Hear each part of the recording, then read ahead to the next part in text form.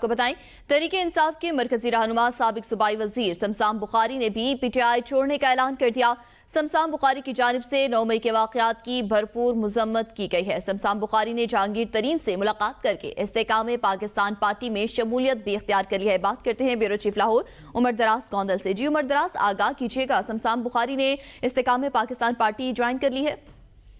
پاکستان تحریک انصاف چھوڑنے والے رہنماؤں کا سلسلہ جاری ہے۔ آپ نے دیکھا کہ 2 روز پہلے منزہ حسن جو سابق ایم این اے انہوں نے چھوڑا، اور آج شمسام بخاری جن کی چند روز پہلے ایک مبینہ آڈیو بھی سامنے آئی تھی جس میں وہ 9 مئی کے دن کیا ہوا اور وہ کس طرح سے لاہور سے باہر تھے اور کس طرح وہ نہیں پہنچے یا کیا ہوا، بڑی تفصیل کے ساتھ اس میں وہ گفتگو کرتے ہوئے سنائی دیتے ہیں۔ لیکن آج انہوں نے باقاعدہ طور پہ پاکستان تحریک انصاف کو چھوڑ کے استحکام پاکستان پارٹی کو جوائن کر لیا ہے، اور انہوں نے پارٹی کے چیئرمین جہانگیر خان ترین سے ملاقات کی۔ اس موقع کے اوپر اون چودھری بھی تھے، نعمان لنگڑیال اور دیگر قیادت بھی تھی، اور انہوں نے 9 مئی کے جو واقعات ہیں اس کی بھرپور مذمت کی ہے اور کہا ہے کہ ایک محب وطن شہری کسی بھی پاکستانی کی طرح وہ وائلنس کے اوپر یقین نہیں رکھتے اور ان واقعات کی بھرپور مذمت کرتے ہیں۔ اور